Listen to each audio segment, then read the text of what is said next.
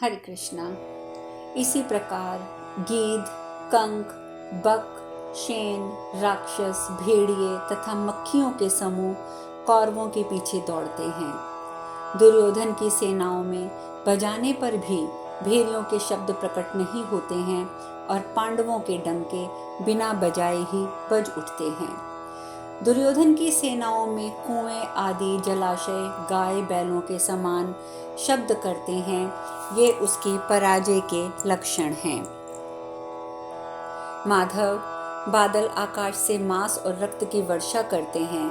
अंतरिक्ष में चार दीवारी, खाई, वप्र, सुंदर फाटकों सहित सूर्य युक्त गंधर्व नगर प्रकट दिखाई देता है।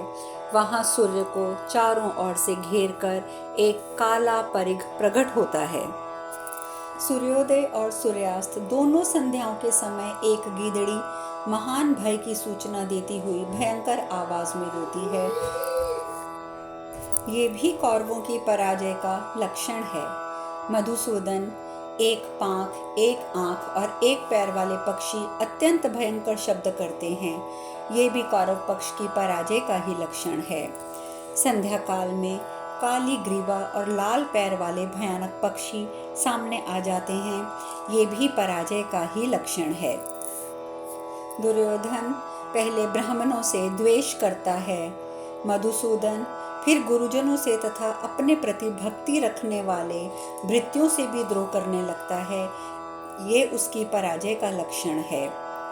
श्री कृष्ण पूर्व दिशा लाल, दक्षिण दिशा शस्त्रों के समान रंग वाली काली, पश्चिम दिशा मिट्टी के कच्चे बर्तन की भांति मटमैली तथा उत्तर दिशा शंख के समान श्वेत दिखाई देती है।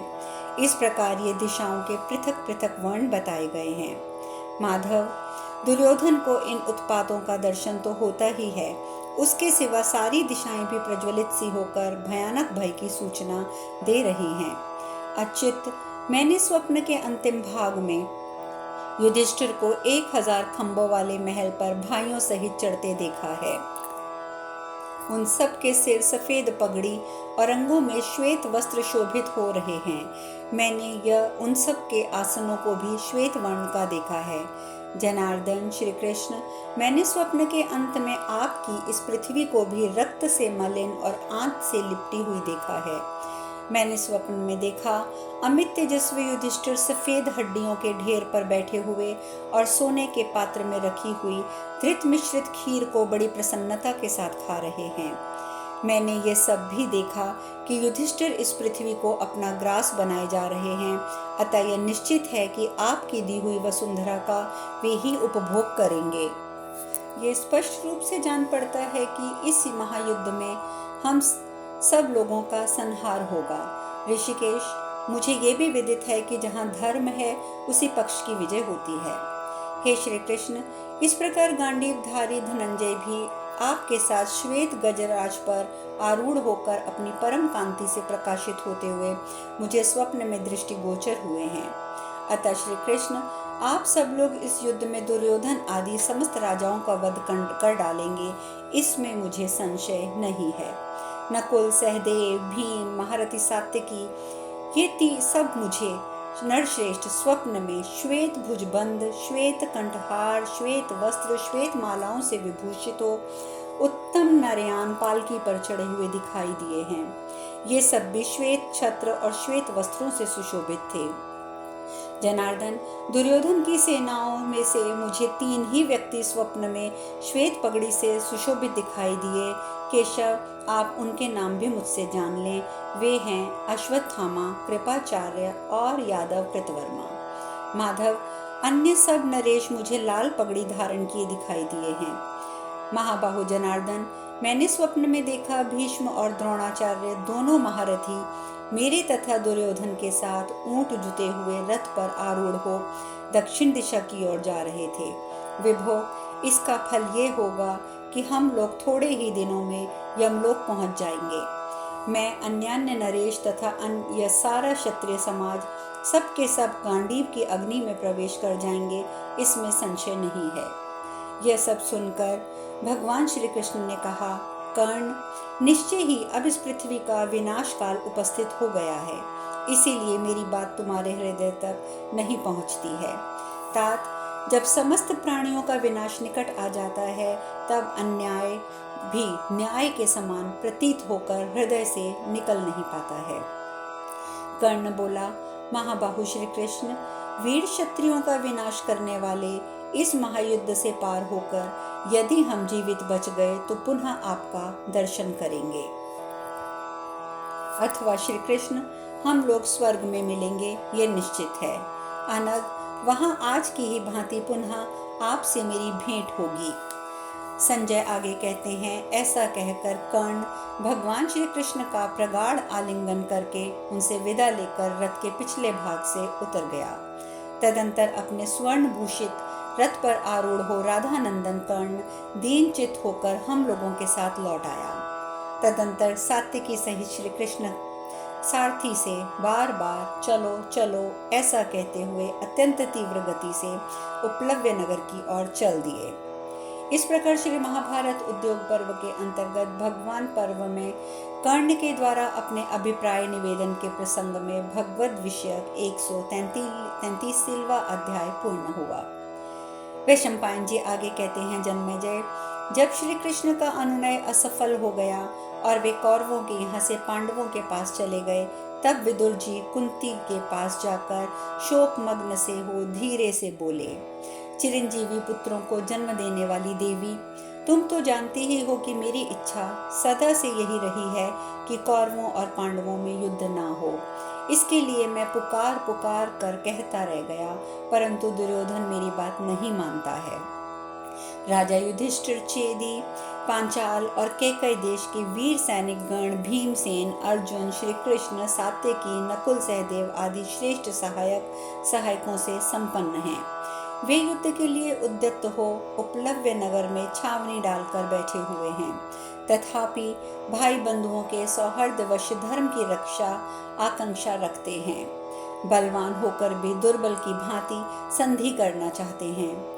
ये राजा धृतराष्ट्र बूढ़े हो जाने पर भी शांत नहीं हो रहे हैं।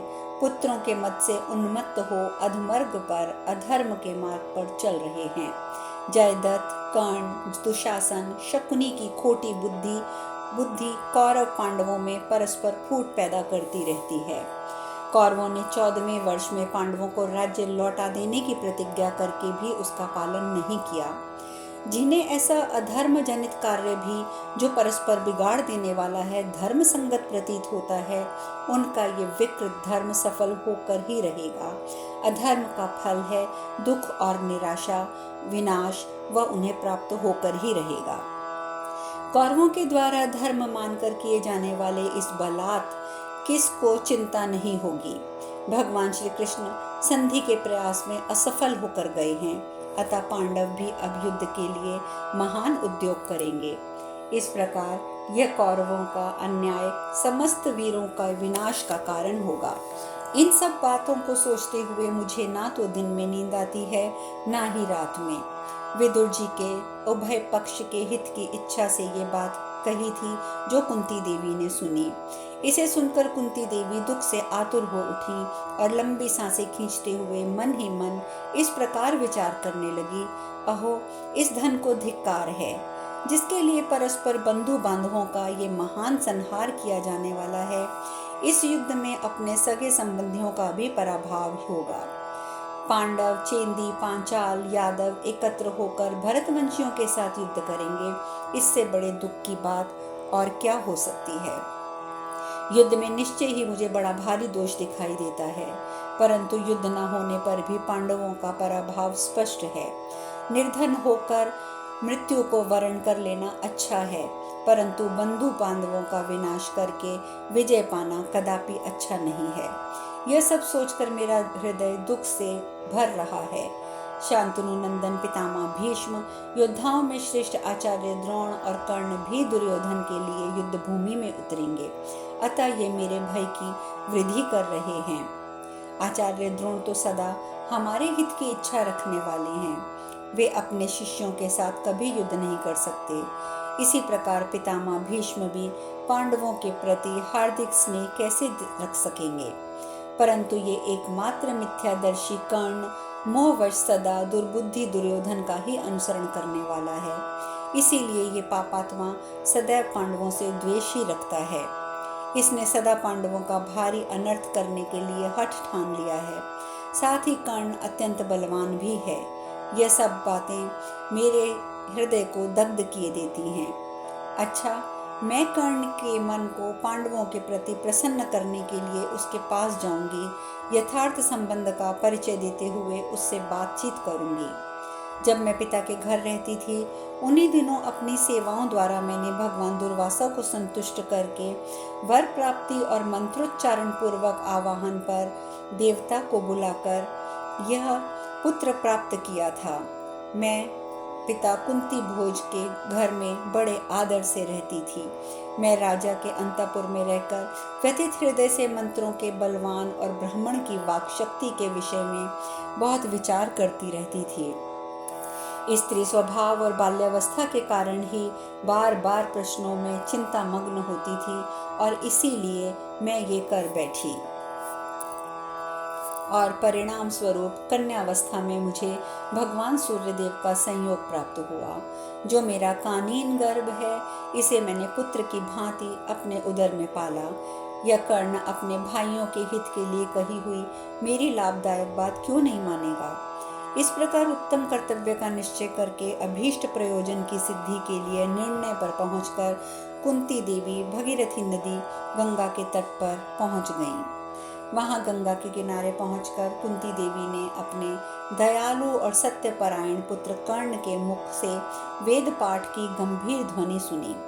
वह अपनी दोनों बाहों को ऊपर उठाकर पूर्वामुखी होकर जप जाप कर रहा था और तपस्विनी कुंती देवी उसके जप की समाप्ति की प्रतीक्षा करती हुई कार्यवश उसके पीछे आकर खड़ी रही।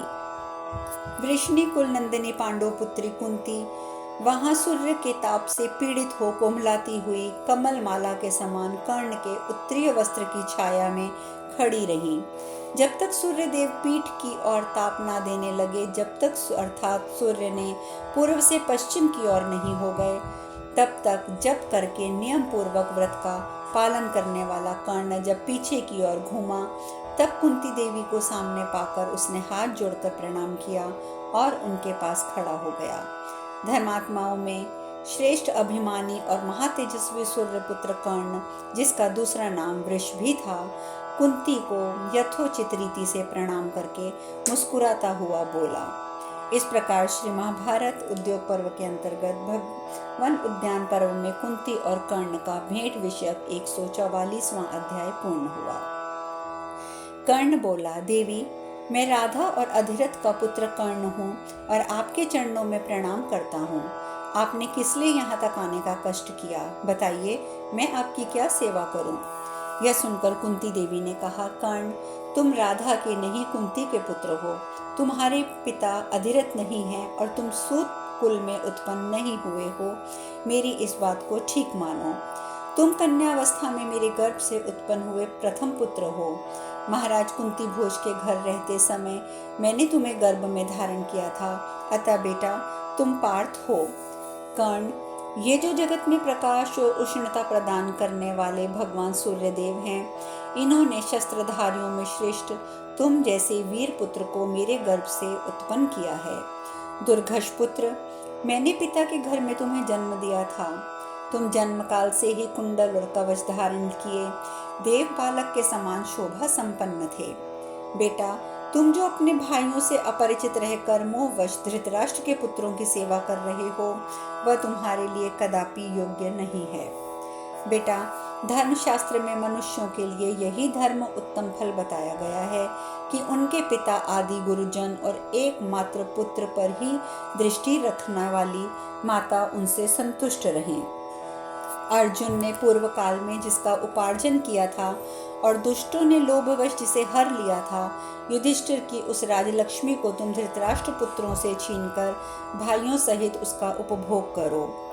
आज उत्तम बंधु जनित स्नेह के साथ कर्ण और अर्जुन का मिलन कौरव लोग देखें और इसे देखकर दुष्ट लोग नतमस्तक हों। कर्ण और अर्जुन दोनों मिलकर वैसे ही बलशाली हैं जैसे बलराम और श्री कृष्ण। बेटा, तुम दोनों हृदय से संगठित हो जाओ तो इस जगत में तुम्हारे लिए कौन सा कार्य असाध्य होगा। कर्ण, जिस प्रकार महान यज्ञ की वेदी पर देवगणों से घिरे हुए ब्रह्मा जी सुशोभित होते हैं, उसी प्रकार अपने 5 भाइयों से घिरे हुए तुम भी शोभा पाओगे। अपने श्रेष्ठ स्वभाव वाले बंधुओं के बीच तुम सर्वगुण संपन्न श्रेष्ठ भ्राता परम पराक्रमी कुंती पुत्र कर्ण हो। तुम्हारे लिए सूत पुत्र शब्द का प्रयोग नहीं होगा और ना ही होना चाहिए। इस प्रकार श्री महाभारत उद्योग पर्व के अंतर्गत भगवान उद्यान पर्व में कुंती और कर्ण की भेंट के प्रसंग में 145वां अध्याय पूर्ण हुआ।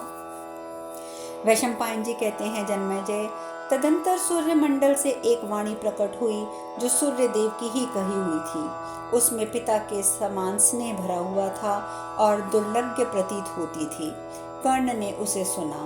वह वाणी इस प्रकार थी, नरश्रेष्ठ कर्ण, कुंती देवी सत्य कहती हैं, तुम माता की आज्ञा का पालन करो, उसका पूर्ण रूप से पालन करने पर तुम्हारा कल्याण होगा।